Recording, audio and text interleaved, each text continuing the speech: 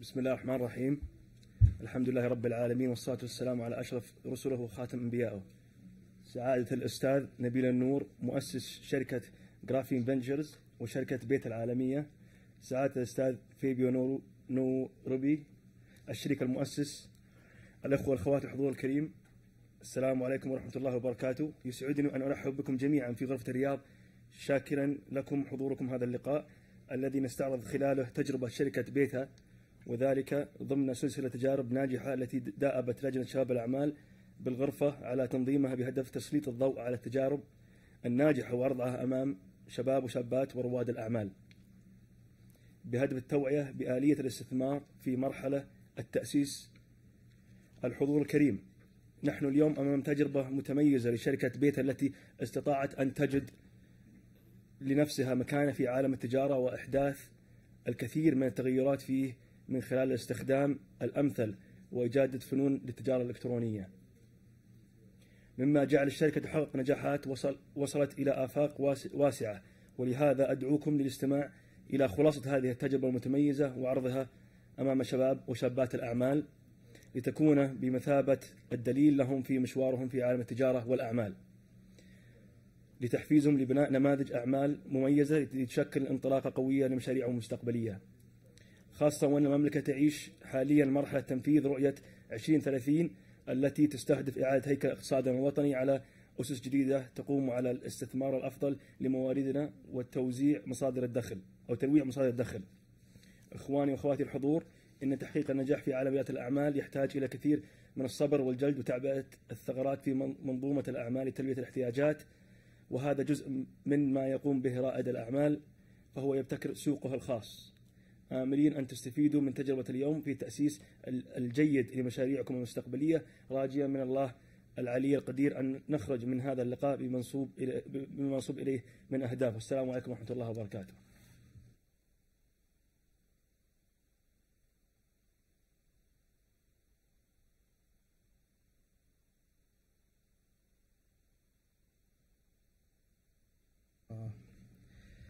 طبعا اول شيء مشكورين لان ما شاء الله تبارك الله الحضور كبير، مع ان شورت نوتس اتوقع، بالاضافه ان في مباراه يمكن كثير يبغى لهم يشغلون تنبيهات على الاهداف. طبعا الهدف الرئيسي بالنسبه لنا الزياره كانت مقتضبه جدا، يمكن مده الزياره 48 ساعه بالنسبه لفيبو. الهدف كان ان نشوف السوق السعودي كشركه. احنا واحده من الاهداف الرئيسيه بالنسبه لنا كانت ان احنا نبدا نستثمر في الشركات في وقت مبكر، ثم ننتقل من مرحله ان عمليه الاستثمار ان نحاول نجذب التقنيات اللي احنا نشوفها للمملكه والعالم العربي. كنا نشوف الشيء هذا قبل 10 15 سنه، الشركات عاده تتجه للاسواق في الشرق الاوسط في وقت متاخر بعد ما يصلون لحجم كبير نوعا ما. اليوم يمكن قد تكون أول تجربة لبيتها خارج أمريكا، بإذن الله نتأمل أنها تكون في السعودية. طبعا هذه بالنسبة لنا نشوف فيها فرص أعمال، بالذات في مجال التجزئة. تتكلم على أنك بيكون عندك محلات، بإذن الله إذا صار في توسع مناسب فنعتقد أنه يكون في فرص عمل طيبة بإذن الله. الشيء الثاني اللي خلاني صراحة أحرص أنه يكون في جلسة اليوم، العادة نشوف أغلب المؤسسين الشركات تسمع قصة نجاح بعد ما يصير رجال ملياردير وما شاء الله، يعني خلينا نقول بعضهم قد تخارج أو وصل إلى مرحلة البزنس صار مستقر نوعا ما. اليوم بيته بالنسبة لنا ما زالت في طور النمو. أنا ما أعرف إيش ممكن، طبعا إحنا عندنا تصور، لكن الشركة قد تصل إلى الأهداف اللي هي تبغاها وقد لا تصل لهذه الأهداف، ولكن كان الهدف تجربة رائد الأعمال، وهي ما زالت في خلينا نقول على خط عمل لم ينتهي، لأن هذا الشيء راح يعطي انطباع حقيقي وواقعي. العادة نسمع قصص الواحد يقول لك والله أنا سويت، بس ما يعطيك بعض التعثرات اللي حصلت معاه في الطريق. اليوم قد تسمعون أشياء يمكن تتحقق في المستقبل وقد ما تتحقق، لكن راح تسمعون بعض الأشياء الواقعية والعقبات الكثيرة اللي واجهت أنا يمكن بحكم قربي من الشركة أعرف كثير من الأشياء اللي حصلت. وللأمانة أنا قلت له راح أتكلم بالعربي شوي، لأن واتفاقي معه أنه ما يعرف وش الكلام اللي راح نتكلم فيه من ناحية الأسئلة. والشيء الكويس بالنسبة له أنا قلت له أنا الهدف أنك تكون صادق في كل إجاباتك. فكان الاتفاق بيني وبينه قبل أن نجلس الجلسة هذه أنه يكون واضح وصريح. والرجال ترى من النوع اللي يعني يكب عشاء، فالشب يقعد. So I'm probably just making a little joke. So you can come and start. So we'll start with a little presentation. So بيبدأ عرض عن الشركة وبعدها بنبدأ نتكلم عن سيرته الذاتية وتجربة بيتا and basically الابديتس اللي حاصلة حاليا. So people you can come. So start with the presentation and then yeah. Okay. Yeah. I mean you controlling the machine. Just turn that off.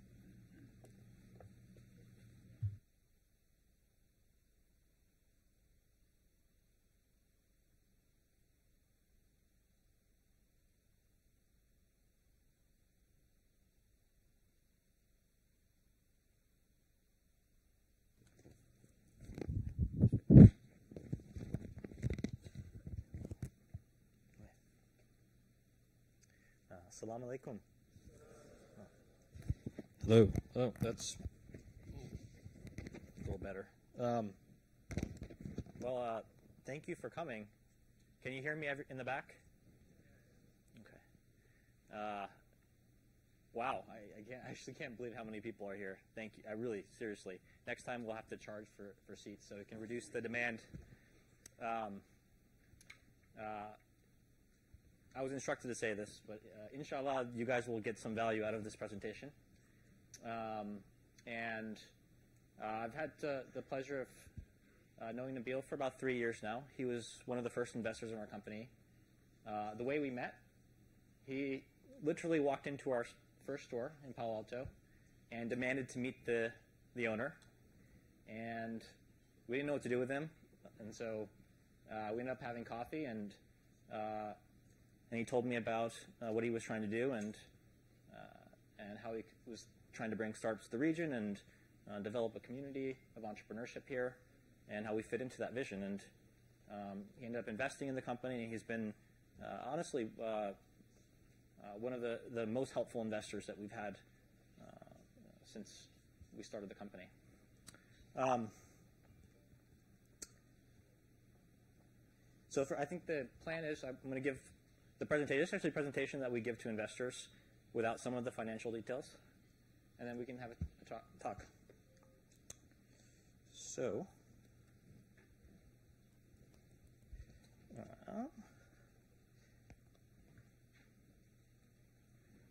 we're Beta with an 8.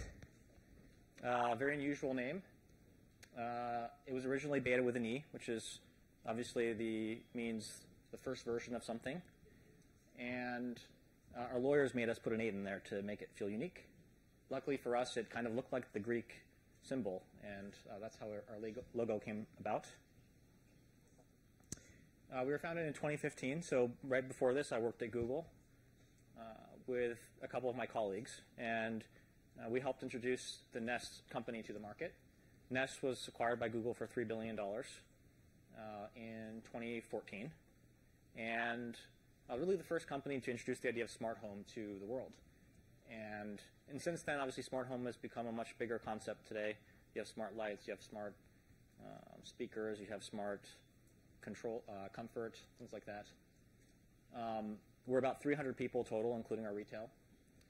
We operate 80 stores in the U.S. And we have flagship stores, we have shop-in-shops, we have kiosks and other things. We've raised about $40 million of venture capital. We just closed our Series B about 3 weeks ago.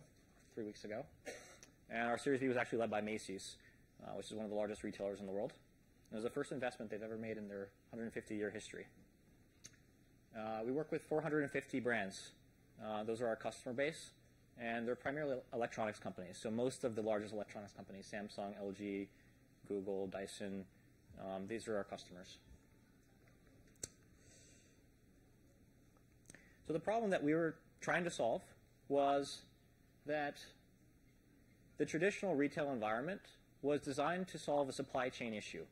If you wanted to get your product into the hands of customers 20, 30, 40, 50 years ago, you had to work with these big box stores who were giving you distribution of your product and getting them into the hands of customers. But obviously, since the invention of the internet, the store is not the only place where customers are engaging with the end of the supply chain. Obviously, they can order through the cloud and Amazon on the brand's website and eBay marketplaces. And in that world, the meaning of the store is changing very fast. Because the suppliers are no longer seeing it as a way to distribute, but they're seeing it as a way to engage customers and make people aware of their brand. So one of the things that people don't know about introducing a new product is that you have to put a lot of effort and a lot of money into getting people to become aware of a new thing and what it does. And from our studies, actually, it would take 40 touch points with a customer before they would actually decide to learn more about a product. And a touch point is something like seeing the product on a billboard, seeing it on a TV ad, seeing it in a newspaper, seeing it at a friend's house, seeing it in a store. And so when we were launching this new product to market, and when most companies launch new products to market, they end up investing in these beautiful displays to teach people about how these things work. The problem is that the store was not made for this. It was not made to create awareness. It was made to solve a supply chain. It was made to get a box from a shelf into a hand. And so to fix that, we ended up deploying, literally, we deploy millions of dollars just into designing beautiful displays, teaching the staff in the stores about our product, making sure inventory was on the shelf, that the demonstration unit was working, things like that. And even so, the environment was never made for that. You could spend as much money as you want, and the retailer will see it as a supply chain. The customer will see it as a supply chain. It's really tough to fix this. And so we had a vision, which was, what if you could create a new type of retailer that was focused purely on customer engagement, on providing a great experience where people could come in and learn about things without the pressure to buy right there and then in the store, and where you didn't come into a store and you saw shelves and aisles and the kind of typical supply chain focused model. And we also wanted to invent a store that was designed for technology and not sort of the other way around. Usually companies that want to implement technology in their stores, things like traffic counters and analytics, they kind of implant that on top of the existing way the store is designed. And it turns out that that is not a very effective way of getting good results. And so we actually designed a store that was built for analytics. It was built for next generation companies who wanted to interact with the world through software, not through talking to people. And we wanted to design a great experience for these brands as well. Skip this one. So the first thing that we did was we invented a new business model. We threw out the old business model because we felt that in order to really to remove the idea of retail being about supply chain and logistics, we had to sever the business model from the logistics side. So the typical retail business model today, globally, it's the same everywhere, is wholesale. This is the dominant form of the retail model. And the way wholesale works is a buyer curates products. They place purchase orders in bulk. They'll buy thousands of items at a time. And they'll buy it at a reduced rate. And then they mark it up and they sell it to the customer. That's been the model forever. And unfortunately today, again, with the internet, it doesn't make sense because a customer will come into the store, they'll see the product on the shelf, and they'll pop open their phone and see if they can get a better price somewhere else or if they can get faster shipping somewhere else. It doesn't really make sense for a retailer to do all that work of providing the store but not get the transaction. In fact, one of the founding data points behind our company was that if you talk to the people who were leading sales for the supply side, the brands, what you'd find is that when they would deploy their product into a store, their Amazon sales would increase in that market. There's a clear problem for the business model on the retail side. So what we did was we said, well, if brands want to use the store as an experience center, why don't we charge them for that service? And we invented this model called retail as a service. Now retail as a service is a very popular model in the US. It's starting to take off, but this is our invention. The way it works is that brands pay a flat monthly fee for a space in the store, and when we sell the product in the store, we give the brand 100% of the revenue. We don't take any percentage at all. So we totally divorce the business from the transaction.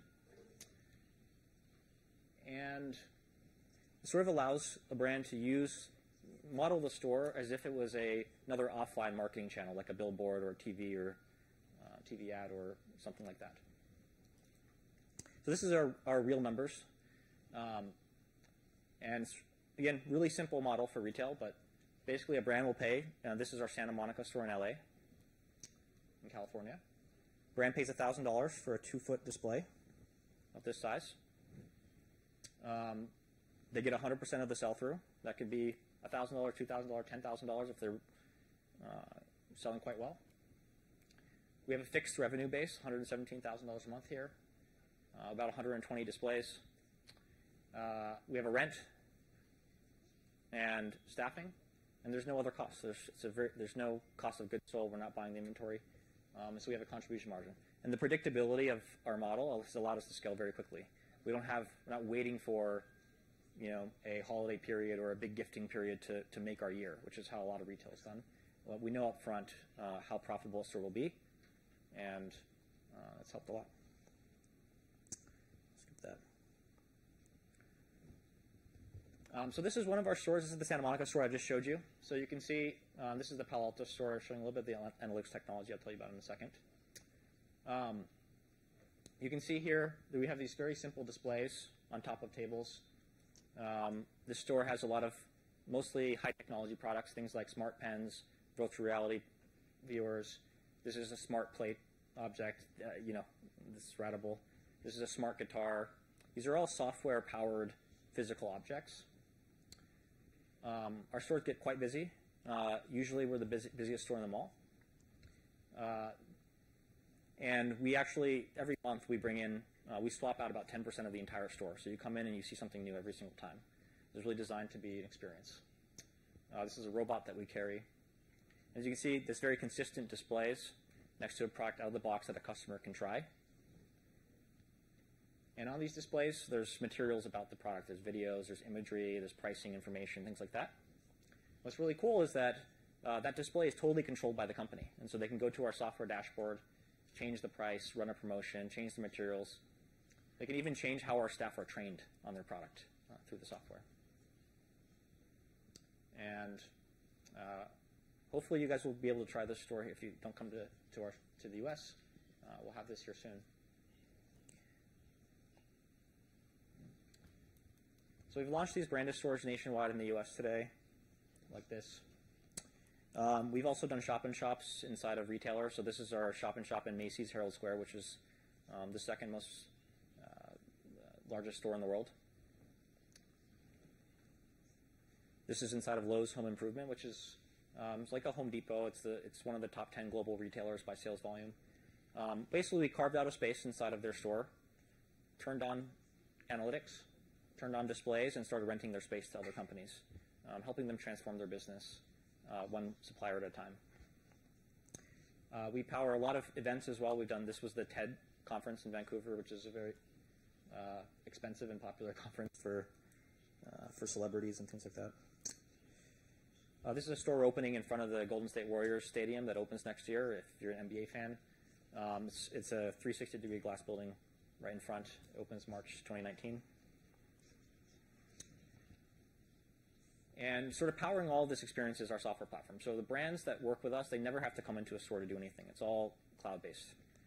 So one, they can onboard into a store. They pick the stores they want to be in. They pick the place they want to be in the store through software. They tell us all the information about their products, pricing, SKUs, where to ship inventory, things like that. They can design their digital display and update it at any time. By the way, nothing like this exists in retail today. The only interface between the supplier and the retailer is an Excel spreadsheet and a PO. So it's very much a paper business. You can actually chat with our staff. You can literally ask them a question. They get a notification on their phone. They pop it open. They can respond to you if they need to make a change to something that's going on. This is where the power model really shines. So in our average store, that's about the size of this room, we have 150 cameras. And using computer vision and machine learning, we're actually helping brands understand how the customer is coming to their product and how engaged that customer is with every single product in the store. So this is actually the brand's view. This is a company that we carry and sell in the store, and they can come into their dashboard anytime and see this data. And sort of from left to right, so this number of impressions here, 45,000. This is the number of people who saw their product in the last 30 days in the store. Discovery is the number of people that came to the product and engaged with it, touched it, felt the materials. Demos is the number of times that one of our salespeople approached the customer, asked them for a demo, and provided some more knowledge. And every time we do a demo, we actually ask a quick survey. How did you find out about this product? Is this the first time you've seen it? What are you going to do after this visit? And then I blinked this out here, but also obviously sales and units sold. And that's all real-time streamed from the store. And what's really cool is that we're actually not just showing you your own performance in our stores. You can break it down by store, by region, by time. We actually show you how you compare against the other companies that are like yours. And so you can see here this gray line in the graph is all of the other products in that store that are like yours. And that black line is your direct competitors. So how are you performing against the people who make very similar products to yours? And this lets companies figure out what kind of changes in their behavior in the store, the performance is seasonal. But also lets them fix problems. They can see when a product is misplaced in the store, when another training has to be done, when there's inventory out, things like that, they can detect. And this I don't have a screenshot to show you, but we took all of the data that we were collecting about how shoppers shop in the store, and we actually built a model using machine learning that actually forecasts to a very accurate degree how you're going to perform in 6 months from now. And what's coming out right after that is you can actually model a change to your pricing behavior, or some other action in the store, and see how that would play out in the future. And it's incredibly accurate. So what we did last year was we realized that companies didn't want to just rent 2 feet of space in our store. They wanted to rent larger things. They wanted to rent rooms. And in fact, we had some of the largest companies will ask us if they could rent an entire store from us. So they take the whole thing and bring all their products in and build a really great experience. And we were like, that's a really interesting thought. And so we created a new product called Built by Beta. And it's literally a turnkey store. A company can online deploy a whole flagship store, 3,000 square feet, with their... I'm just going to skip through this stuff here. This is actually one that we deployed 2 months ago in San Jose. They can deploy the whole store through software. So pick the signage outside, what shirts the customers wear, what the receipts say, how the store is designed, what products are in the store, and they can pay for it with a monthly subscription. And again, same model. We give them 100% of the sales. This is a really high-class experience, and also a really simple way to make that transition from online to offline, or make that transition from multi-brand retail to setting up a direct channel. Nothing like this product exists in the world. I'm not really sure why, but we created it. And this is we're also working on small format stores. This is a kiosk that you can put anywhere. Actually, we've deployed a couple of those. We just deployed one today.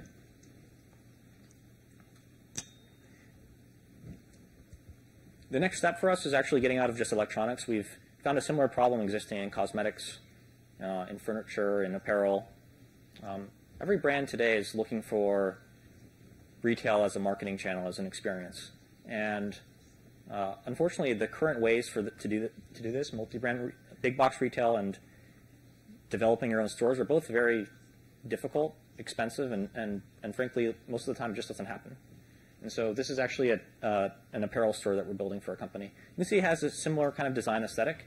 What's cool is that in 2 weeks they can turn this from a blank store into a branded experience with all their products and their training and everything else. I already kind of ran over this, but we work with most of the largest electronics companies. The only exception is Apple. They do everything themselves. They got their own stores. But this really helps us. I think a lot of companies in the U.S. see us as a startup retailer. We only feature startup companies, but actually we work with most of the large ones as well today.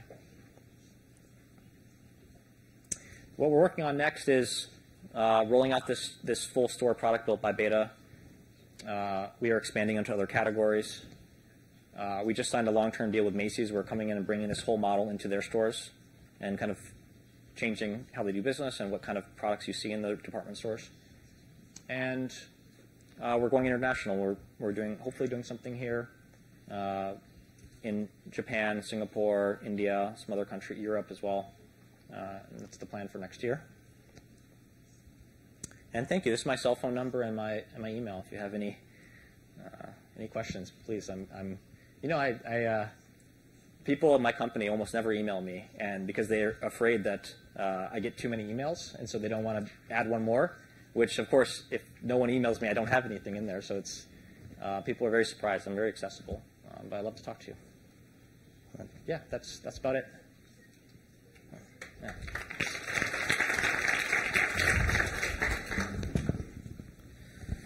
Well, thank you. So you told us a lot about the company, but we need probably to know a little bit more about your experience and how it all started. Not before getting to beta, actually, the experience having the first company that you founded and how it ended up, and how you actually ended up in Google, and then what got the idea coming into beta. So I want to get that journey from the very beginning. How far back should I go? Well, from the first company that you started. When was that? How old were you? What got you to do that at that point in time? Yeah, so I was born an entrepreneur, to be honest with you.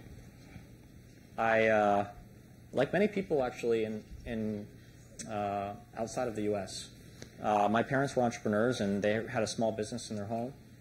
And so when I came home from school, all I knew was my parents working on a business that they owned. I never saw them working in a cubicle in an office, and so I very early on when I was a teenager I started coding, and I felt like that was a really accessible path to building a business, because if you write software for the web, no one cares how old you are. You don't need any money. You need $10 for a domain name, $10 for a server, and so I was, even when I was 15, I was launching websites. I at one time launched the largest game review site and was really into video games. My first company was VC funded. I was 23 years old. I founded that. And we went through a business incubator called Y Combinator.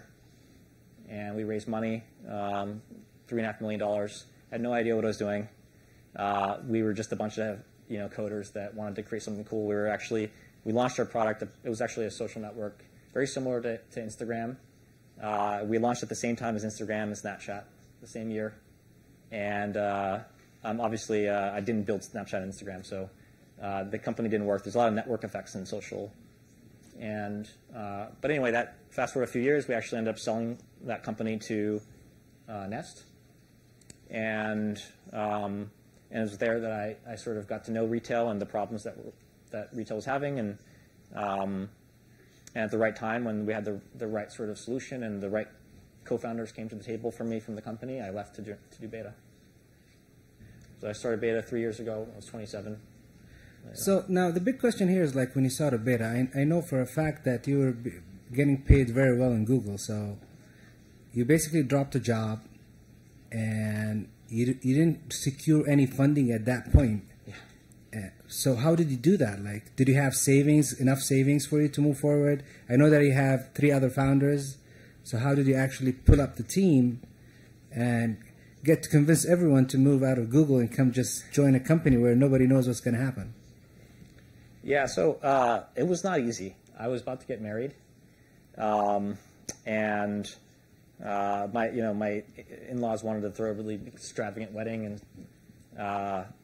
and everyone in my family loved telling other people that my son works at Google. Oh, my cousin works at Google, and he just, and so there's a lot of social pressure as well to stay there, and they're paying me really well. I don't think this is being recorded, otherwise I would tell you how much.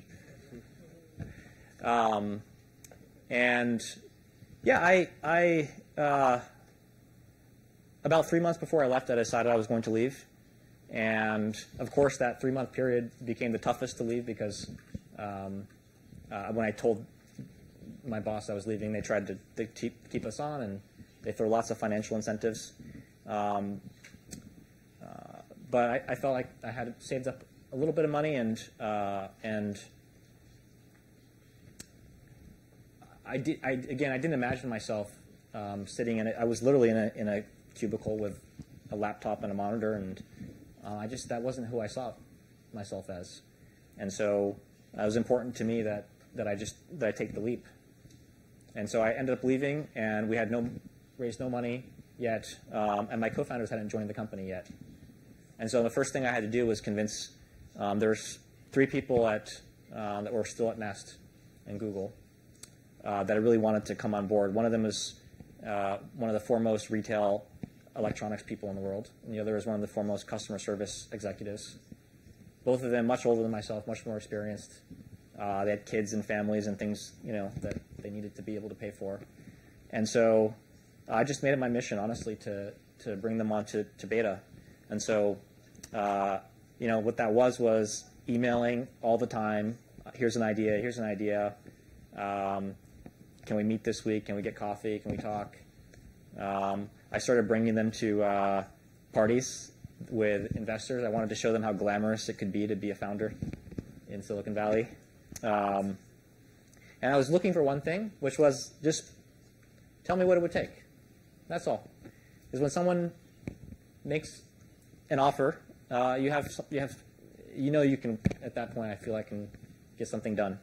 And so I did that with all. I brought them to the point of making an offer, and one of them gave me a very unrealistic sheet of bullet point list of all the things that he needed to come join the company. And I was like, yeah, of course we'll do that.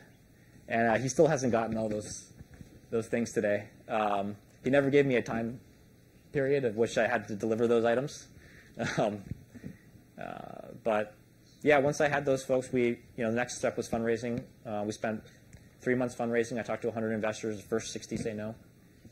The last 20 say yes. Once one person says yes, then everyone else thinks it's a good idea. How many? Can you repeat that number? How many VCs that you had to talk to? In total, I talked to more than 80. Legitimately, the first 60 said no. Like, they just didn't. And that's how it was. Even my first company, you have to talk to 100 people. It's just how it is. Because frankly, you don't know what you're doing when you talk to the first 10.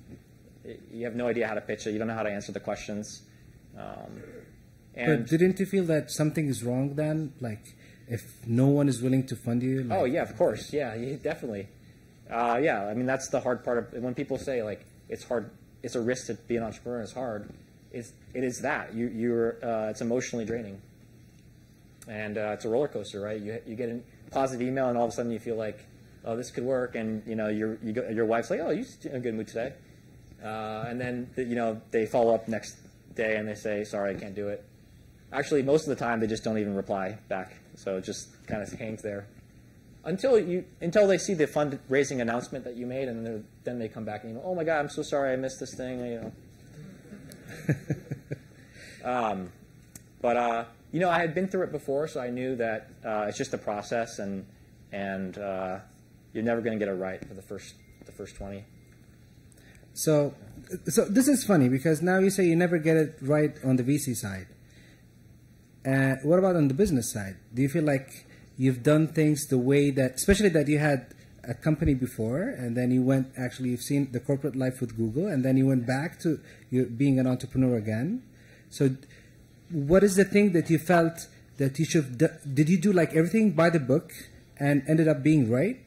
Yeah, that's the funny thing. Like, I did have this idea that, like, hey, I've done a company before, we got a good exit, I've seen a company at the growth stage and that has succeeded, and so, like, this will be much easier, and like it was like 10 times harder, and like literally I've made every mistake you can make, and I can't believe the company still exists. Like every single mistake, you name it, we've definitely done it, and we have lots more to make. I'm probably making one right now. I don't know. That's not good news to me. But that's the thing. I mean, when you're in it, we have this saying in the U.S. You don't want to know how the sausage is made. You don't want to tour the sausage factory. That's not a relevant term, but that's how it is. When you're inside, it's everything always seems like it's falling apart, and yet the macro picture, the company is growing, and we've had a tremendous growth. We've grown. I think the last 2 years we grew 600% year over year, both years, and yet within those years, I can tell you, for sure, the company was going to go out of business. Last year, for sure, the company was going out of business. I think that is what makes companies great, which is that a lot of the best ideas, the creativity, comes when you're most constrained. And you just figure out a way to make it happen. And it's just necessary for us to go through that. But you don't realize it at the time because you're in it, and it sucks. Okay. Now, I know that you've also tried, I mean, getting one of the co-founders who was hard, gave you a long list. I mean, I know that those guys are also were getting paid very well. What was your strategy actually to hire like good people that complements whatever you're doing in the company without having to pay them the same pay that they're getting? Yeah, it's really hard. I mean, the best people have jobs and good incomes, and they don't want to do anything new. So I've taken the same approach, honestly. We just hired a VP of engineering. He started on Tuesday. And I've been recruiting him for 2 years. And recruiting is, again, same thing, getting coffee, getting lunch.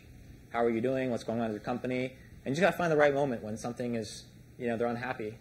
And if you know someone long enough, there's always good and bad moments in their time at their existing company. And if you catch the right one, you can recruit good people by selling the vision. You sell, hey, and we do the math. I do the math for them. Here's what you're going to make in the next 10 years of your life. And by the way, you're going to be, if you're a software engineer now, you'll be a director of engineering in 10 years. Is that what you want? And I build the picture, And people work for they want to work for good people at the end of the day. I think, yes, money helps, but when people are unhappy, money doesn't do anything. And frankly, like most people at large companies, if they're there long enough, someone wants to do something different, and the grass is always greener. And but if you want good people, you have to wait. That's just how it's been for us. Except in the very early days, you just take whoever you can get. Whoever believes in the company, you got to bring them on, because that's what you need the most. You need a lot of believers. And when you first start, like having a small team, how do you guys basically distribute the roles and responsibilities among you guys? So we're trying actually, part of it is, I receive a lot of questions, not only me, I mean even some friends of mine where a number of entrepreneurs here, like they start like actually giving the task from day one, and it's like an employee-employer relationship. So how does it feel like in the first, especially in the beginning?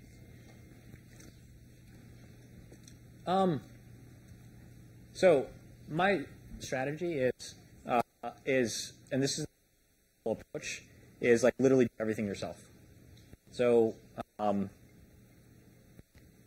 wrote the first version of I just showed you. I went out and talked to a lot of the partners that came in, actually all of the partners that came in the first store, and you find points where you're just not as good at this as you should be, and that's when you know that maybe someone can help you. But you always think someone's going to solve your problems, and like a lot of the time you have to do it yourself, and that sort of applies at each level of the business. My co-founders had the same kind of mentality. They, if they were one of them was in charge of the launch plan and the marketing, and he's got to do it himself. That's just, there's no other way. And knowing that you're basically more than, today I guess 3 co-founders are left in the company. And 3 of you are on the board. So how actually do you distinguish between your roles on the board, being a shareholder in the business, and then again, one is the president, the other one is the CEO, and the third one is the EVP? So yeah. To be fair, in the beginning of the company, we had very clear, this is what I'm good at. I'm good at software, fundraising. I'm going to do some of the sales. We had a salesperson, marketing person, and an operations person. There's a lot of, in the early stages of the company, a lot of things are changing all the time, so roles are getting always divvied up. Actually, the most difficult thing is not with the founders, because they come in and they become the missionaries for the company. It's the first couple employees, because those people, they have expectations about what their responsibility is versus someone else's, and hey, you did this, and I was supposed to be my job, or like you're not doing this, and you should be doing this. And it's very hard, but back to the mentality of, I think actually, let me step back a second. By far, the first thing you have to do is establish, everyone should be aligned on the vision of the company and where you need to be in the next 3 months or whatever the next milestone is. And that milestone can't be 5 years. It has to be, we knew in the beginning, like, we had to get the store out, and here's the revenue that we have to reach. And, everything else is optional to get there. Yeah, we had this idea that we're going to bring these 50 companies in, but, like, frankly, if, like, 30 of them were interested, then we're going to find 20 ones that we didn't like and bring them in as well. Make sure we hit that target. When people are aligned and you empower them to do everything themselves, there's a little bit less conflict because when someone's working on something, that just means that you don't have to do it, and you're very thankful for that. But there's a lot less defined roles at that point. We were hiring people that had come from our network that we thought were good and believed. And then, as the company scales, you add on a lot more process. That's just how it is. And it becomes more difficult. I mean, the most difficult thing in our business right now is this exact thing. We're planning to, in the next year or so, double the company size. And we tried that last year, and it didn't work. We had to do a layoff. And not so much for the economics, but just because we had to hire a lot of people, and we didn't empower them with the right tools. And you can't fix that, by the way. If you bring someone in, they come in and they don't have the right responsibility and they feel disgruntled, that never gets fixed. So you have to move on, even if they would be a good fit ultimately. And I'll probably move a little bit to the raising side.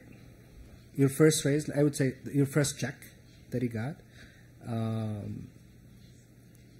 I mean, when was the point that you felt like, hey, now's the time that we've put enough money into this business, and now's the time that we go out and start actually pitching VCs or angels or whatever. I mean, where your first check came from. So I knew that because I knew it was going to take a long time to raise money, and I was going to have to talk to a lot of people. That moment doesn't exist. Like, we were doing that before we literally had anything. Like, the first meeting I had, like, it was just a deck. It was maybe 15 slides and very badly designed. And like the financial assumptions made no sense. And so one thing I do is every single meeting I take with an investor, I create a new version of the deck. So if you look at my Dropbox, you can see I tag the investor and the date and just constantly iterating. It takes a lot of work. But while you're doing that, we were also building things. And so we kind of knew, based on the feedback we were getting, here's some of the things that might remove this question that I get asked a lot, or inspire somebody to. And so by the time we closed the first check, the deck was quite good. I had talked to a lot of the people who had tried something similar before, and I had understood and learned from what had gone wrong. And then I had built the first, really honestly, like it was a demonstration of the software, but like it only worked if you clicked like the right exact things, and like it was not actually usable. But that was what we had built by the time that the first person said yes. Were you scared that, one of the VCs would actually steal the idea and probably just pass it on to one of the portfolio companies? No, that's nothing about. I'm just told you guys our whole business plan, so you could easily copy it. We felt that we'd be defined by the future roadmap that we had envisioned for the company, and whether we could build each step of the way. I wasn't as scared, but actually one of the investors that we talked to has started a competitor. I don't know if you know this. Oh, I didn't. Yeah, it's literally the same thing. And he had passed and told me it wasn't a good idea. And, Interesting. and guess what? I went to him and asked him I was going to acquire the company. And then I looked at the business and I was like, this is not a business. Good luck. That's what I say. Good luck and enjoy. It's really hard to be. It's really hard. Frankly, most investors would not be very good entrepreneurs. It is. There's a farmer and there's a. Sometimes people want to plant the seed, and I think entrepreneurs are not those kind of people. They can't sit back and wait for something to grow. They want to be like. They want to be the seed. Okay. We both know basically that the company actually went through literally a roller coaster. I mean, last year we had a point where we had our, I've seen you in the, as you just earlier said, like in a very good mood, and I've seen you in one of the worst moments where you were expecting literally the company to bankrupt.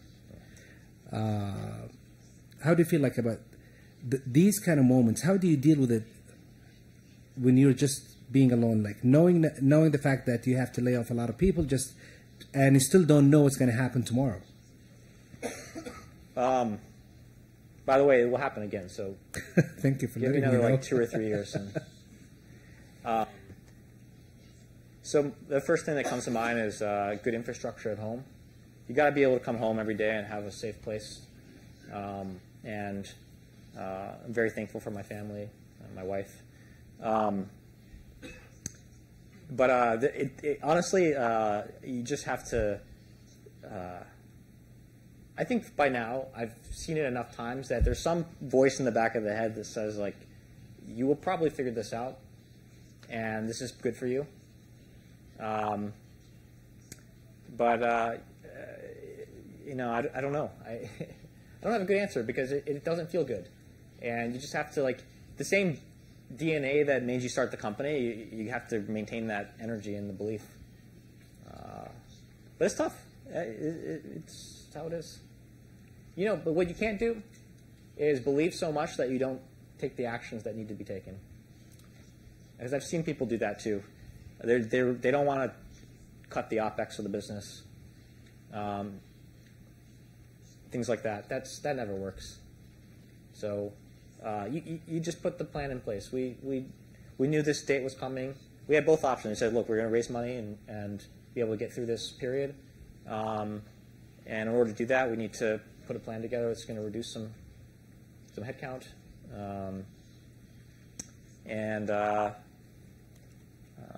You know, thankfully things worked out. I don't know.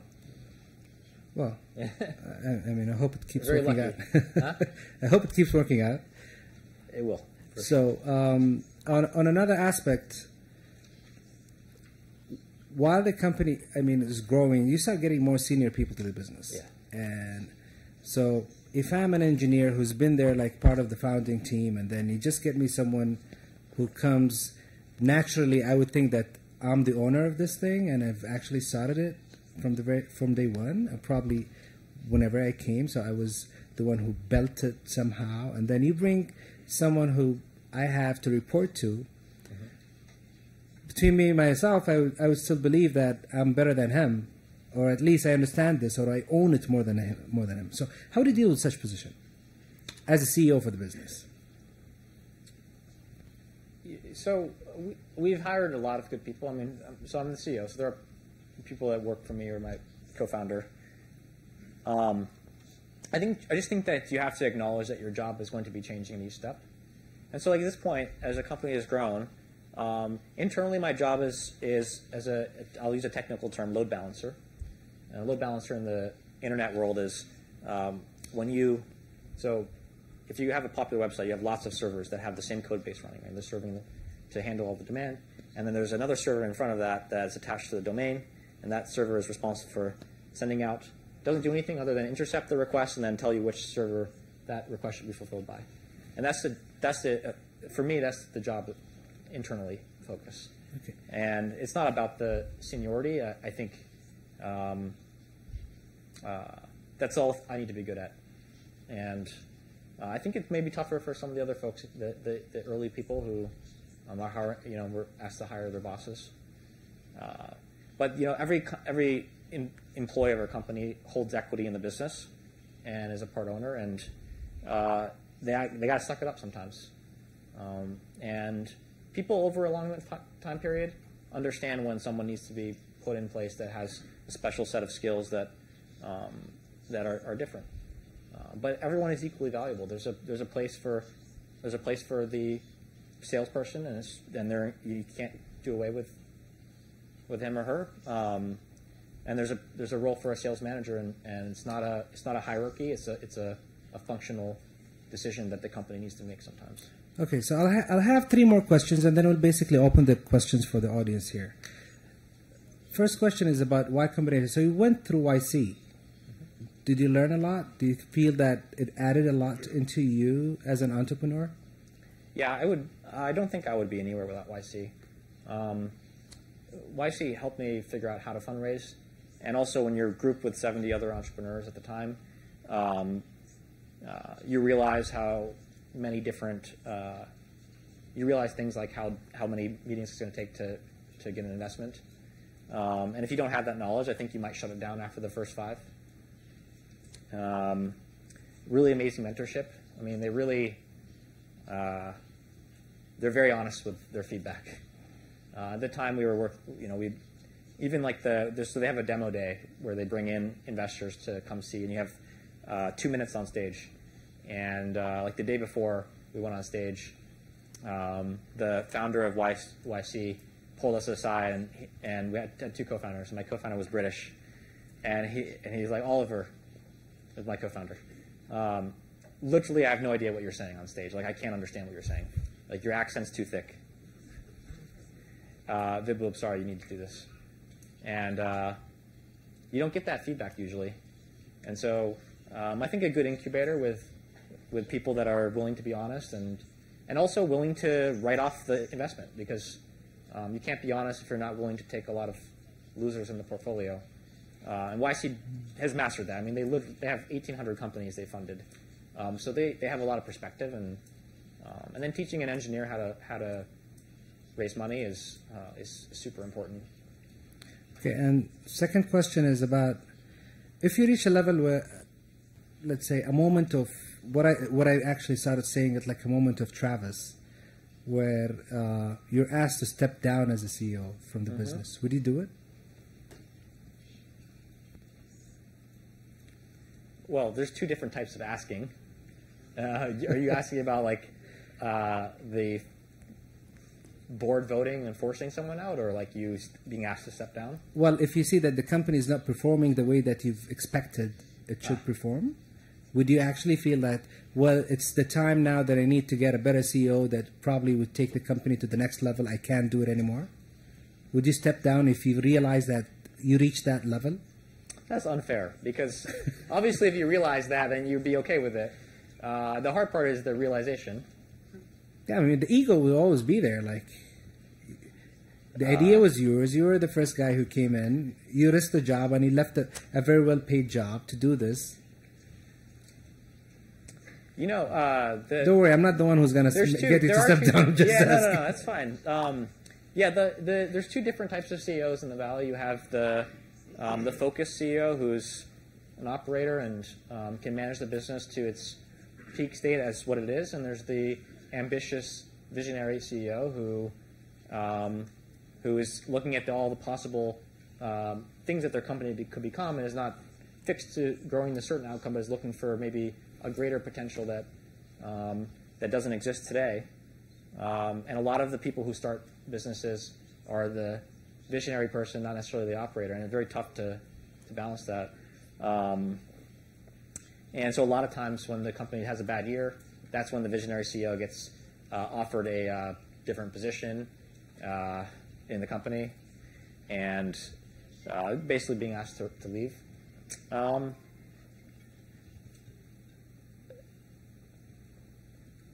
It's not going to happen. So, I mean, come on. Honestly, I've put my entire life into this company, and if it happens, I will live with it. But I will always maintain the benefit of the doubt for my own ego, which is that the company would have been bigger if I had still stayed there. Okay, fair enough. So, in reflex of that, where do you see Beta in 5 years from now? So, what's the big vision that you have for Beta?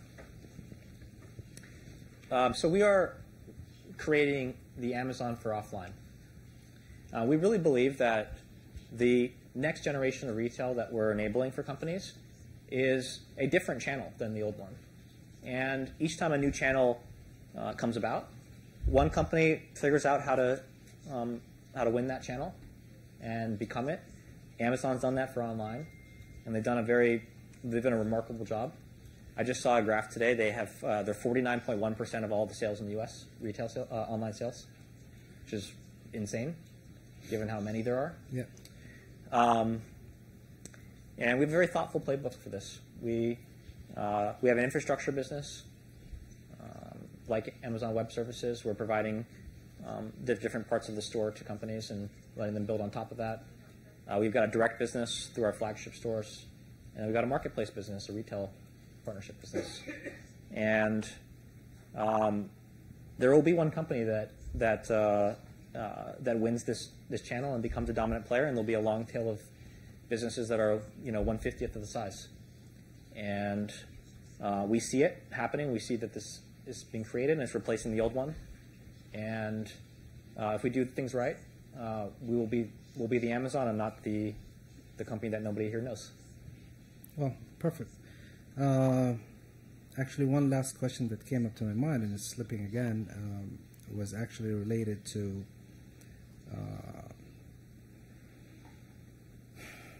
actually just slipped out. How much I like Nabil as an investor?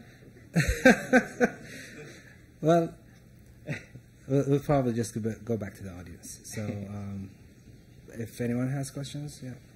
So. I have two questions, actually. The first question is about You better keep it to one important one, so at least we give the chance to everybody else as well, please. you talk about the structure of your cost structure, but you didn't mention anything about marketing or branding. So how people know about you? Yeah, so our approach from day one has been very much a co-op model with our partners. So for about 50% of the companies that we work with, our stores are the only place where their product is actually available. And so these companies put a lot. You can see today if you search Twitter for our name, companies are constantly sending people to our stores because we're the only place that has it and the only place that provides a really good demonstration and really good experience. In a mature store of ours, about 40% of the traffic is generated directly by the brands. Second thing is put them in really good places. When you're a startup, I think you can't really take the risk of people not walking by the store, and so we never saw ourselves as a destination. We wanted to be next to other destinations and inherit their traffic in the beginning.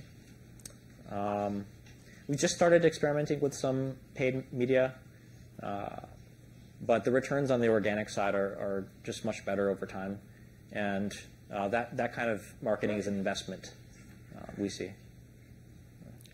Yeah, so I remember the question. So my question was, when you built Beta, because this is one of the things that I've seen with a lot of entrepreneurs, did you build the company with a mindset that it's going to be acquired by someone? So like you've seen this and you know how it's going to end up, or? Yeah, so I have a pot odds mentality. Pot odds is a poker term. It's maybe not something I should use, but if your goal is to build $1 billion company and you succeed, then you've created $1 billion company. And if your goal is to build a $100 billion company and you achieve 1% of that, they're the same outcome. But in the case of the $100 billion outcome, you have a lot more chances at reaching 2 or 3 or 4 or 10 or 20. And so we've always tried to hit that really ambitious mark, but we understand that the probability of reaching that is low, but even failing at something big can be a really good business. Okay. All right. Thank you so much for giving us the opportunity today for sharing all this information. So my question is, I believe it's a very big success that you have all these big companies to be presented in your store. Mm-hmm. Are you willing to be open for the new startups to present their products in Beta? And what is the consideration that you have for the Saudi market today? Yeah, we started with just small companies, to be honest with you. And the reason why is that no one else was willing to take the chance. We couldn't get their time. And so, like, when you came into the first store, you saw really everything in there you've never seen before. The store was really interesting. And, of course, that attracts the bigger companies because they want to be seen as innovative and cool as well. And so we've sort of, over time, the assortment has shifted. We've brought in a lot of big companies. But when you come to the store, you will not realize that these are big companies because we work with their newest products, their most interesting things. And then the majority of every one of our stores is full of small companies. But these folks are the ones who pay the bills long term. And on the startup side, our expectation is that 1 out of every 10 of those companies will become a medium-sized company. Maybe 1 out of every 1,000 will become a big company. And so we have to get everybody in and hope that we discover those next ones and we become their sort of partner. The second question about Saudi? Yeah, what do you have in mind for the Saudi market? Yeah. We're just figuring that out. I mean, that's why we're here. That's my first time visiting and seeing the retail scene and talking to some of the people here. I think we'll kill it here, honestly. There's a limit to how many stores we can open as a smaller country compared to the U.S. or some other markets, but like the demographics here, super engaged, love technology, have homes and incomes that let them spend on things that are maybe desires and not needs. I think we'll do awesome. Yeah. Thanks for the presentation. My question is, as an angel investor, what are the key things that you need to see in the project that you will see as a good project to invest in? So I've done a couple angel investments, and I'm not super qualified to answer this question. I'm more on the entrepreneur side. So maybe Nabil can answer, but yeah. I think first of all, I've answered this question several times, but it depends from one time to the other. So in 2018 and 2019, I think that there's some kind of correction. At least we expect some kind of correction to the market. Everybody's actually anticipating something. So there are, I would say, we normally list some questions. So in last year, we were used to look at the team, the idea, and financials used to come like at the least, if not last, on the list. This year, it actually comes to the top. And the reason is raising money is not as easy as before, especially like when you're anticipating an economic correction, you'd actually anticipate that even raising money is going to get tougher and tougher. Companies would actually, as a VC, you start looking at distressed assets, company with the potential, but that you can actually probably get into a down round, probably at the best situation, you'd get into a flat round. So my belief now is you want to make sure that whatever company that you invest at, if a storm comes in, they'll survive. So if they do survive, I think that they're going to be the next Amazon and Google. And apparently, one of the things that I even told Vibo and all my founders that you need to raise more money than you need now, because I'm not sure that this money is going to be available when you need it after 6 months or next year. So you better keep some cushion for you to stay alive. So the best answer is I think it depends at the timing. So it's different from time to the other. It also depends how much you have. Yeah, so it's not only actually it's not only what you have, it's also what kind of business you're in. So Beta generates money, for instance, even if they're not making profits, but there is a revenue and there is cash flow, so they would survive. That's at least what we think. But if you're going to a social media company, for instance, so let me go back. If you ask me this year, would you actually invest in a company like Snapchat if they're starting now? I'd say no, because it will take them another 3 years to make money, and they'll just go through a crazy burn for the next 3 years, and that would be just crazy for someone to throw money at a social media company now. Unless you're a big fund and you're willing actually to burn the money and then come back and probably fund them again. But and again, and the crazy thing is that we're going to play this video in 3 years, and like the next social media company will have been founded today, and you may have passed on it. Well, I have Beta. But that's how it is. One thing I noticed in the Valley is that a lot of angel investors, they'll make a couple and they won't go very well, and then they'll stop because some family's complaining, whatever. They don't ran out of money, and I feel like probably just like pitching investors on the other side, you have to do a lot of it to to gain a model for what success looks like. And you probably are really bad at it in the beginning. And so like if you stop after your first 3 or 4, you probably stop at the wrong moment. You need to continue taking bets and learning, right? True. Is that true? It depends on the size of the fund, though. Make smaller ones. Probably, yeah. So my question is kind of multifaceted. Let's say that you have a minimum viable product. How do you know, when do you know that it's the right time to go for an angel investor or Series A or move to Series B, for example? And how do you manage your expectations and the assumptions you make when you're presenting to the investors? For example, saying that we're going to grow at 1,000% this year, or that we're going to have this number of employees at the end of the year. How do you make sure that these assumptions or expectations are kind of realistic? So I think the assumption behind your question is that MVP is a requirement, and you hear that certainly that's like the mantra MVP. But I think I would say there's 2 different types of MVP. There's a minimum viable business. There's a state of a business where you think it can grow and at some healthy rate, and that might be a time to raise capital if you need it. But for me, and this is how we've even run the company, even internally when we're developing new products, I'm out there selling before anything exists. And when something does exist, I'm out there selling the next thing that doesn't exist. And they kind of come in conjunction with each other because you learn things from the sales process that you can take back into the product. And you end up not wasting time building things that no one will pay for. And it's hard to do, so it definitely takes time to learn how to do that effectively. But that's what I would recommend. If you're building something, you're not already out there talking to customers and trying to get them to pay you, you probably built a bunch of stuff that no one's going to want, even no matter what. And so that would be my advice.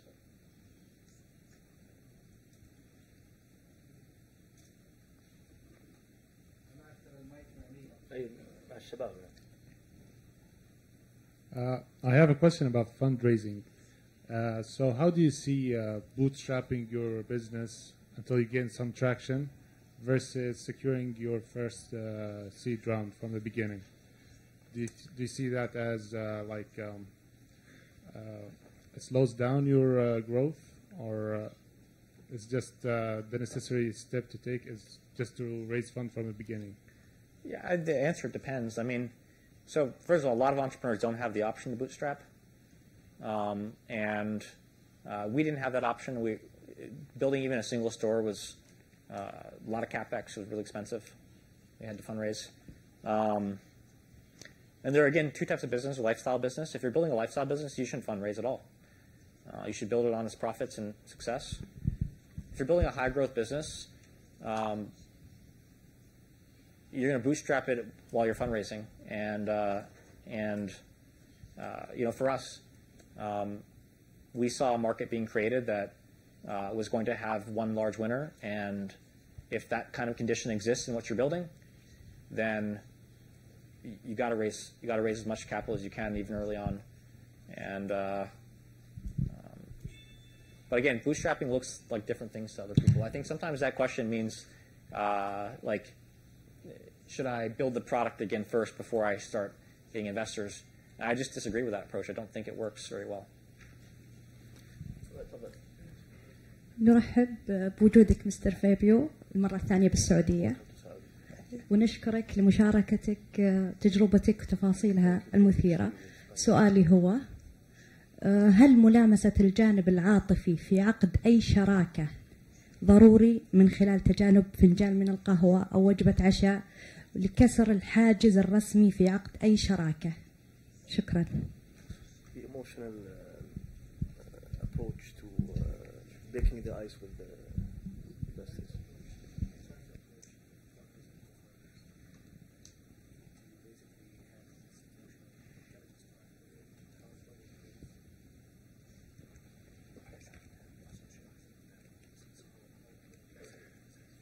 Dinners, coffee. Yeah. So, first of all, if you can, you should partner with people that you already have been working with or you know. Because building a startup is so hard that you want to understand your co-founders at a very deep level, and that takes a long time. if you don't have that option, and you need to find a co-founder immediately, for me, so there were a couple days where I literally spent all day and all night with these people, and you talk about everything except for the business. I understand their financial situation, their family situation, what their ambitions are, and I also kind of believe that this is maybe contrarian, but I think you should partner with people that are just like you in the same stage of life, and I think it will be helpful because it's very tough if one person is super wealthy already and has done very well, and one person is not quite there. It's you have different you have different expectations of success in some cases, and so you should find people that are just like you. That would be if you can't work with people that you already know, that's what I would do. But in your case, like your co-founders are actually were almost early 40s, where you were like late 20s. Yeah, but they were like me. They joined the same company. We worked together for many, many years, and I knew maybe the family situation was not the same, but we had all gone through the same exit, and I knew exactly how much money they had made and where they were, and mentally we were in the same place, and that's important. A quick question, like actually, it's about the co-founders. What do you do, like when you disagree with your co-founders? You fire all of them and do it yourself. And then, okay. No. I mean, you fight it out. I think disagreement is super important in a company. I mean, we disagree all the time. I'm seriously. In fact, your company will not succeed if no one is disagreeing all the time. That's what creates the creative environment. You know, you have someone who says we should be building this big project, and then someone else saying no, we don't have the resource for that. And over time, that sort of lets you focus on the right idea. So it's part of the process, but you definitely have fights. Okay.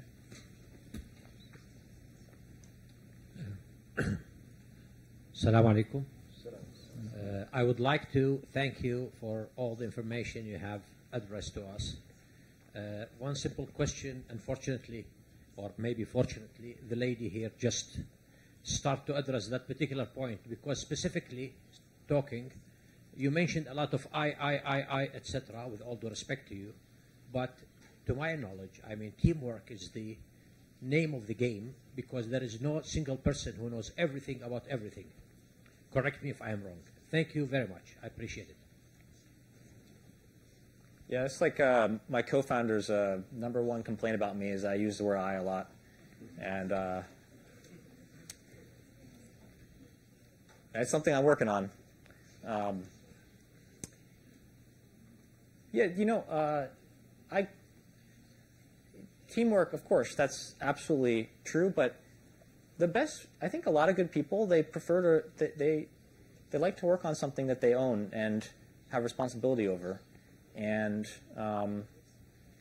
it's not true that work gets done when two people get in a room and are building a presentation together.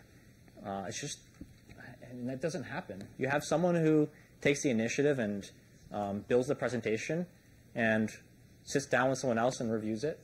Someone's got to do the work. So I think a lot of times when we say teamwork, what we really mean is nothing gets done. And I do believe people should be taking a lot of ownership and building things themselves and creating.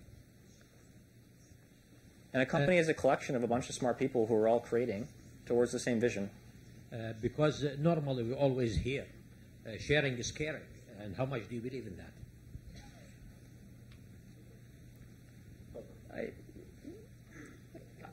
It depends. I mean, absolutely in certain cases, but we have a lot of creative energy at the company, and we're always trying to harness that to the. I think what we share is the goal. That's right. A quick question here is, I would probably interrupt. So, the company now is almost $100 million company.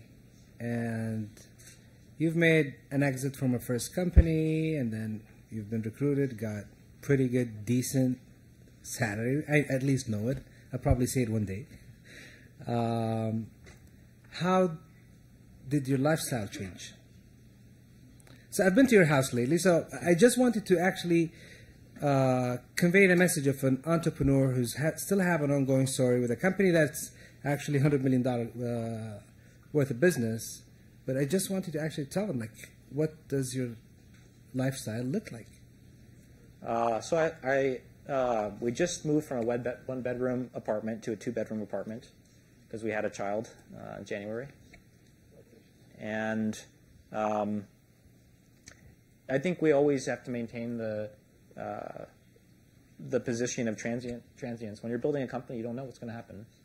So we've kept costs low, but it's actually very tough to go from a high-income situation to a low-income situation because you build up a lot of habits that you don't even realize how you're spending money. You look at you're like, hey, I feel like I didn't spend any money this month. I've been living very lean, and then you're like, hey, why do I have this massive credit card bill? So it was hard for me and my co-founders to wean off of the Google lifestyle. And so actually, a lot of the savings that we had planned to have, they dwindle fast, you know. And so it's a process, but we live within our means and no more. And that's it. I didn't go and buy a house and a car, if that's the question. Because I know I've seen that happen for sure. Get the funding round. But you know, the company, the money comes into the company, and you never know when you're going to have to fund the company yourself. So maintain optionality.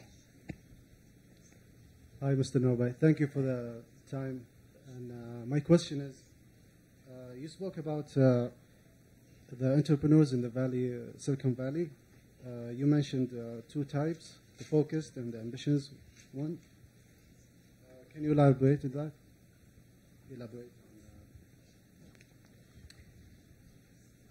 So you have a choice of how to spend your time, right? And so we have a choice to sometimes to take a lot of bets and try lots of new things and expand the vision for the company. And we have a choice to spend our time iterating on the current assets that we have and driving the most profit or driving the most growth out of those. And those are conflicting goals because they both take time from the same people. And this is the crux of the CEO's, I think, in the management team's decision making.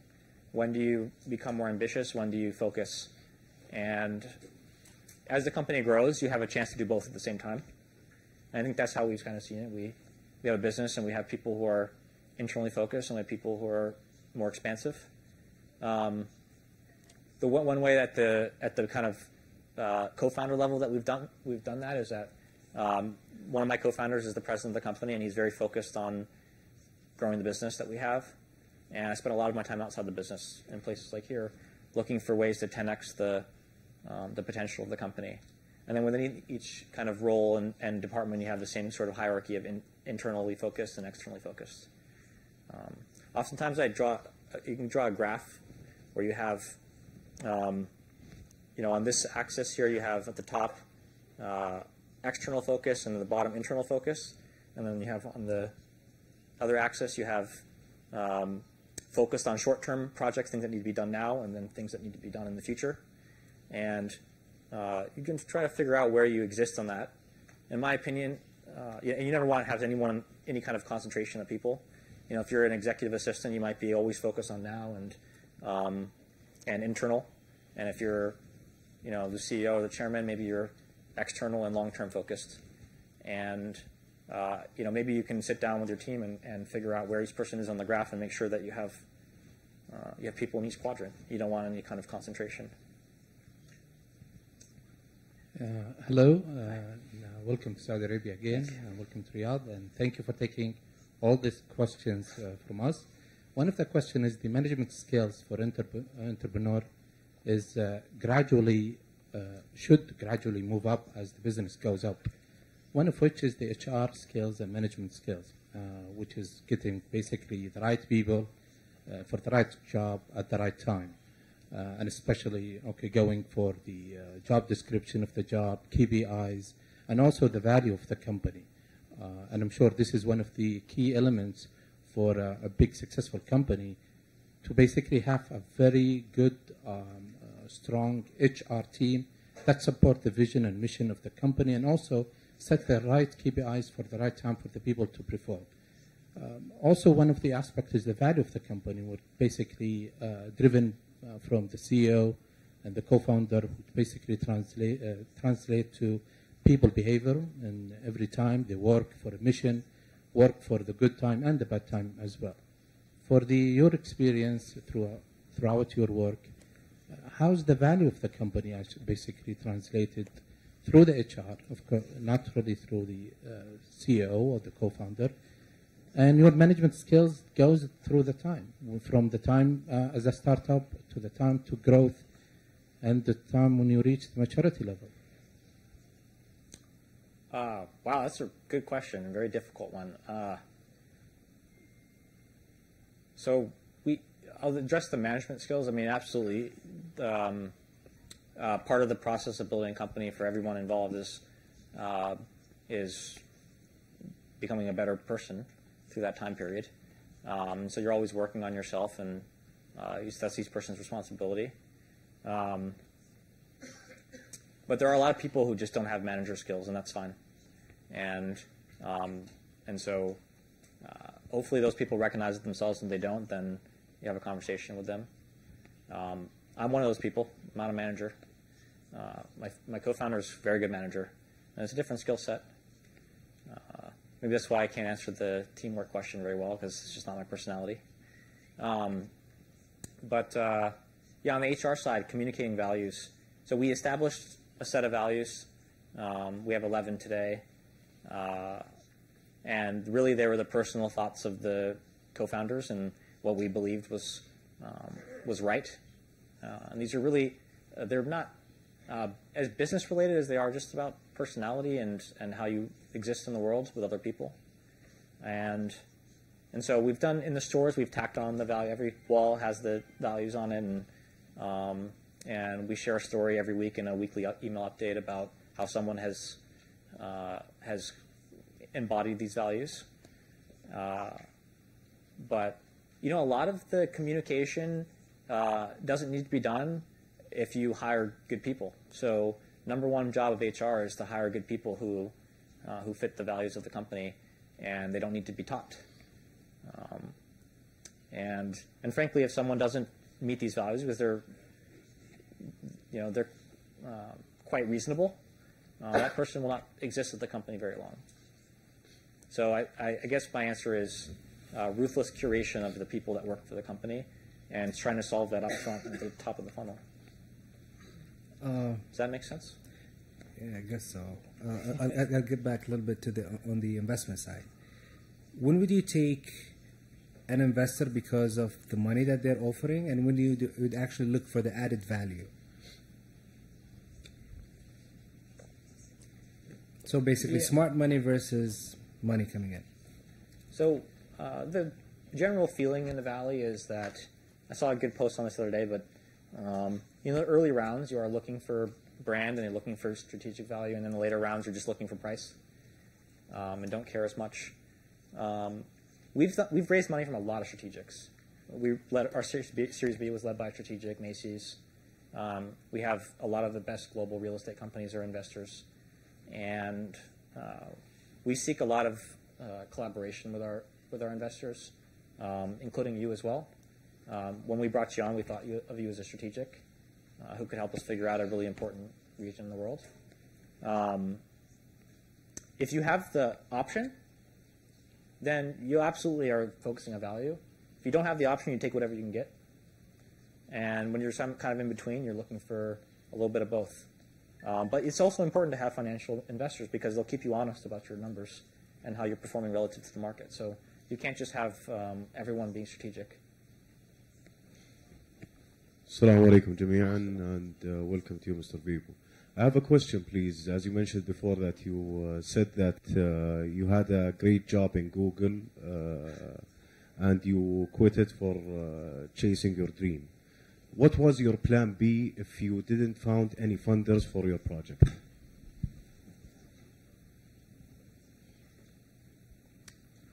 You know, if I wanted a plan B, I think I would have stayed at Google. I mean, in fact, a lot of entrepreneurs try to keep their current job and income and work on this thing on the side. And from personal experience, it is that lack of optionality and the feeling that you have to figure this out that has always created really good outcomes for me. I didn't live with a plan B, but I knew that I had the infrastructure that if it failed, I would be okay, and I would figure it out at that point. Assalamu alaikum. Thank you so much. I want to ask you about, could you talk more about your quitting your job? How did you decide? Could you talk more about this situation, or about this decision? So the moment I knew, so I'd spent a lot of time researching retail and talking with my co-founders, and we thought it was a good idea, but we didn't know for sure. But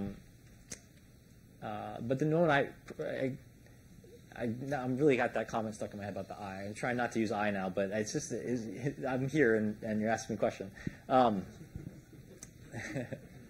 Forgive me. Imagine if everything I just reversed and cut and sliced the we into there.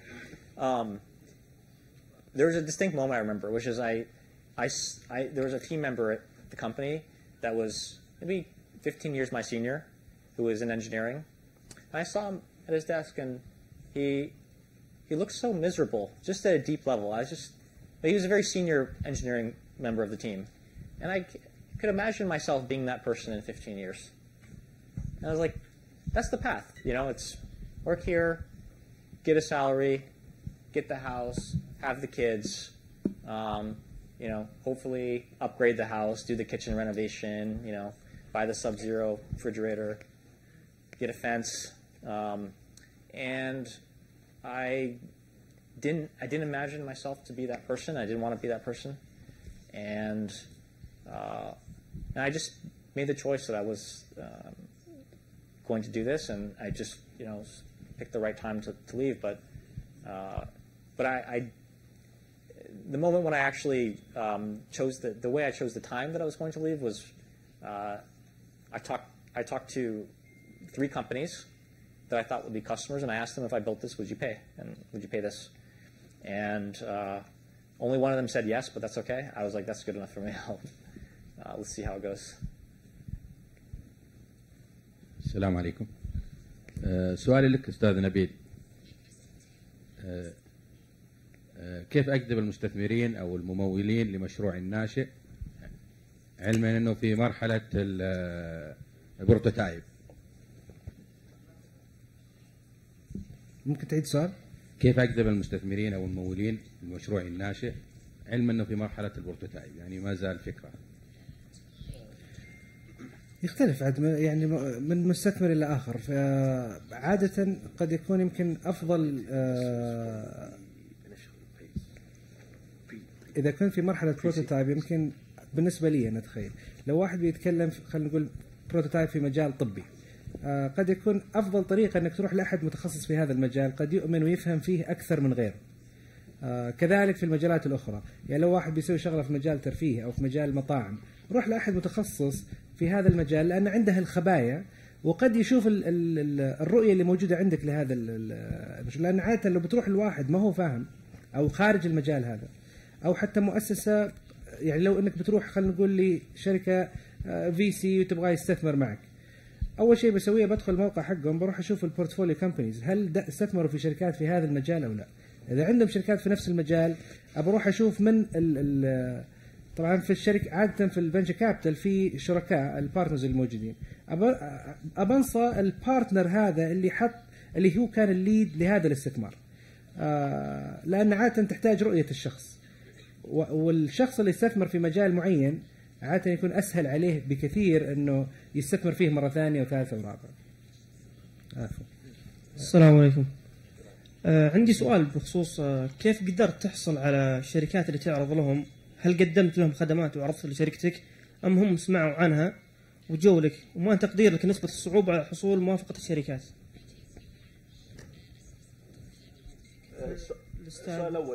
السؤال الأول اللي هو كيف قدرت تحصل على الشركات اللي أنت اللي قدمت خدماتك لهم أو عرضت عليهم؟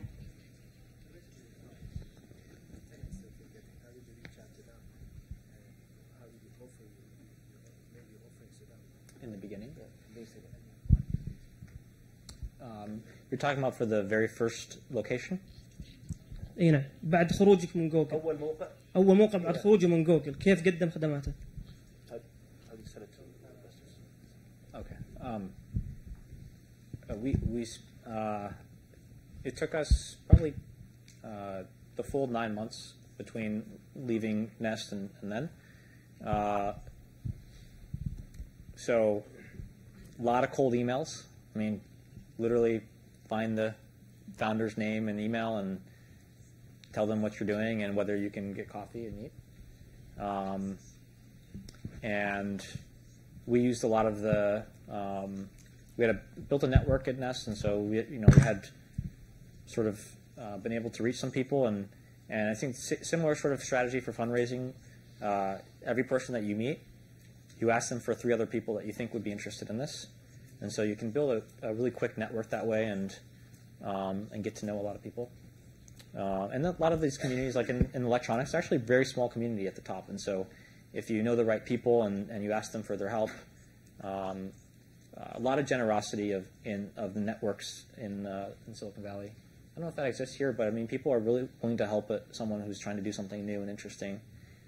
And then the sales process, I mean, yeah, you sit down, every 100% FaceTime, get a meeting with them in person, never a call in the beginning. You need to, you can, once you get better, you can start to do call, but guys, they're buying you as much as the product, and yeah, honestly, whatever. And for those first customers, like whatever you just try to get them to. If they don't like it, well, what would you do? And we accepted a lot of deals that maybe weren't what we wanted perfectly, but we knew that there's our first customers, and you build up a roster, and also you tell everyone else who else you're talking to. This is maybe not so much on the VC side, but on the partner side for sure. Hey, do you want to be part of this store?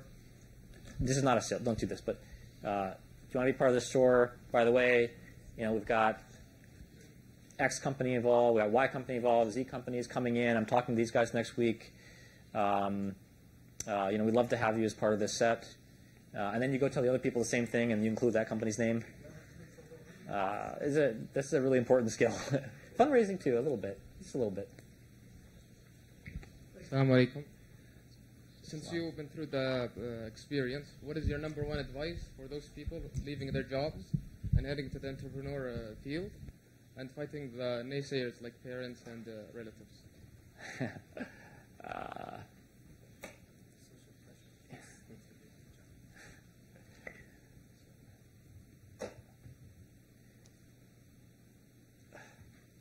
I'm pretty lucky. My parents are very supportive, and my family, they know who I am, and I'm sure for my co-founders as well.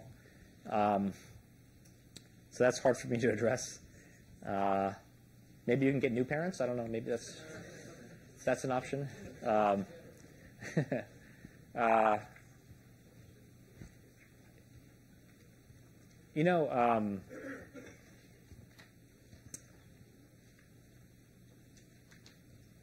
The first few weeks, you'll be sitting on your couch a lot and wondering whether it's going to work. And just every time you take a step, you tell people about it. You tell them how you're making progress, and always be creating. I feel like that's for us. We're always creating, and if you're too busy building something, you don't have time to imagine to like dwell on your emotions because you got something to do. So don't give yourself too much space. don't sit on the couch and you don't have to answer the phone from the mom because maybe you're too busy creating something. I'll call you back this weekend.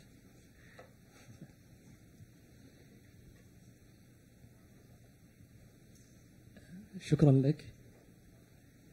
سؤالي هو من خلال تجربتك واطلاعك على الدخول مع المستثمرين كمرحلة أولى أو المستثمر الأول، ما هي الأشياء اللي تؤكد عليها أو تنصحنا بها كشركات ناشئة أو مؤسسات بأننا نحرص على التقيد بها أو تجنبها للمساهمة في مراحل أو جولات أخرى؟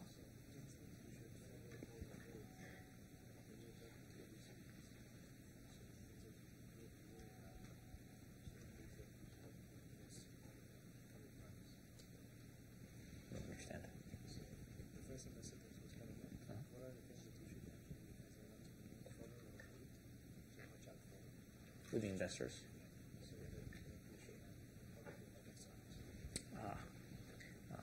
Yeah, I want to answer one more question about the last one about the family, because I didn't deal with this myself, but for a lot of the people who ended up joining the company, that's often at times a big reason why they don't join.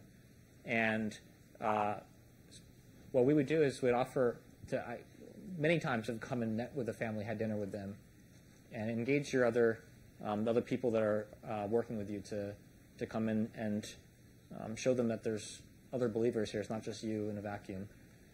So the question is, how do you avoid making bad decisions about your first investors?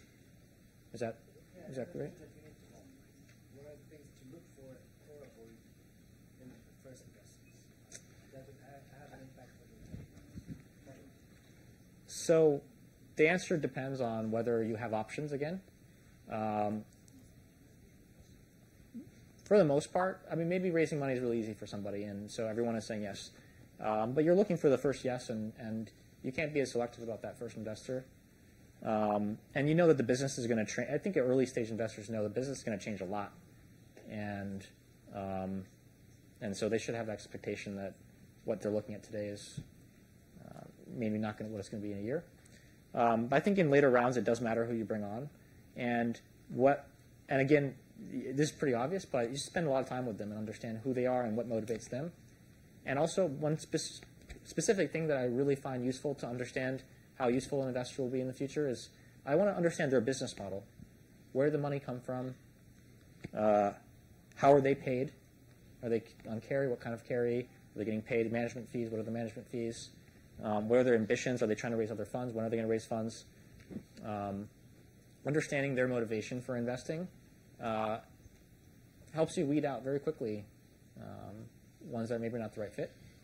And more importantly, just asking those questions alone and getting someone to explain what their thesis is and what their ambitions are, that may not really be what it is, but I'm telling you, when people say that to you, then they'll stick by that in the future.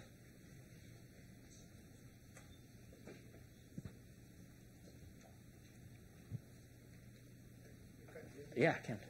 So thank you for sharing. And in the near future, what's your prediction about your company, especially in this critical time? What's your prediction? Yeah. And for people who'd like to invest their money in this kind of risky business, if you have any advice. Did you get it? My question. The prediction? Yeah, in the near future, in the near future, at least 5 years. Yeah. In the next 5 years. Yeah. So, what's your prediction, especially in this critical time? Because I heard that many people, they are holding their money in their pocket because they do want to invest, especially in this time. Yeah. So They're pretty different questions, because one is about the market, which maybe he thinks a lot more about than I do.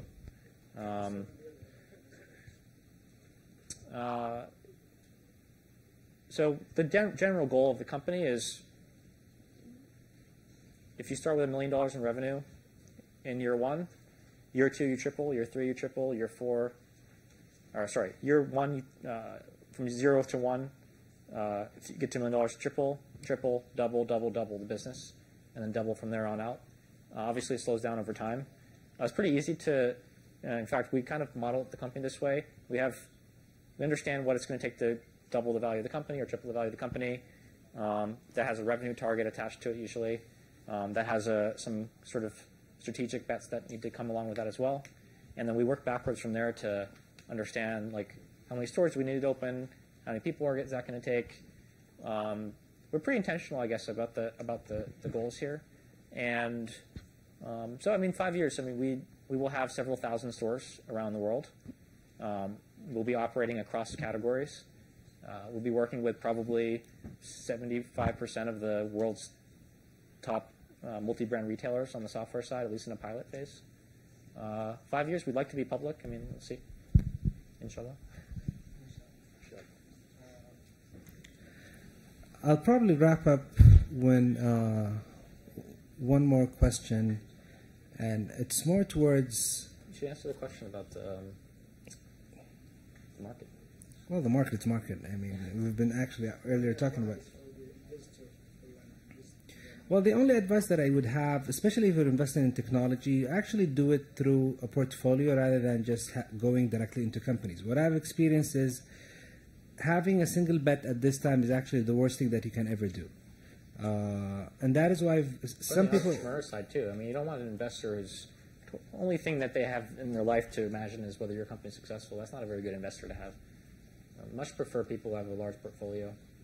I mean, that is what we think today. And we tend actually even to probably going to an earlier stage of companies because it allows you to give more bets around, and the vision is like a little bit longer in time, so there is more survival rate that you would expect, one way or the other. The question to you is actually, and hopefully that we can wrap up by this one, every single quarter we actually hear that a lot of retailers are closing down or shutting down. Toys R Us bankrupt or basically just filed Chapter 11. Even here in Saudi, one of the retailers just basically had to shut down over 80 of their retail stores. While what we see better, like 2.5 years back, you had one store. Today you have 82 stores, like between shop and shop and flagships. I mean, you're just going completely against the wave. How confident you are of, I mean, the wave that you're riding, and I mean, what gives you this kind of confidence as well? First of all, I think, I mean, the thesis of the company for sure is that there should be less retail stores. There's way too many. And they're, for the most part, a lot of them are the same. I mean, you can really walk down the street and see the same thing in 2 different places. It's not a very efficient use of the physical world. We could build more parks, more homes, you know, more entertainment, more things to do with the same space. We're very driven by first principles. You know, the world is changing very fast on the brand side. There are today several 100,000 brands that are selling only online. They're not available anywhere in store. You cannot try them if you want. You couldn't get customer service. Couldn't even see them. And we just believe those brands are going to make the migration to the offline world and are just looking for the right tool set to do it. And they're not happy with the options that they have today. And so as these retailers go under, we're able to take advantage of the sort of what's missing, which is this retail experience that people love. And you know, there's a lot of value to be created when something is self-destructing as well. And I think we found the replacement for this model. It will be different, though. I mean, it's not going to be the way we have in the U.S. We have 4 million retail stores, 300 million people. There's like more than one store per 100 people. And in this cleanse, I mean, I don't know how many will exist in the future, but if there's 100,000, then we want to be powering all 100,000. Well, thank you for your time. Thanks for everyone for coming tonight. I think with this we'll conclude our night. ألف شكر وما قصرتوا إن شاء الله نشوفكم في مناسبات قادمة. إن شاء الله. Thank you so much. Thank you. شكرا لك أخ نبيل, and hope you enjoy your stay in Riyadh. And thank you again for the passing on your experience and coming here today. Thanks a lot.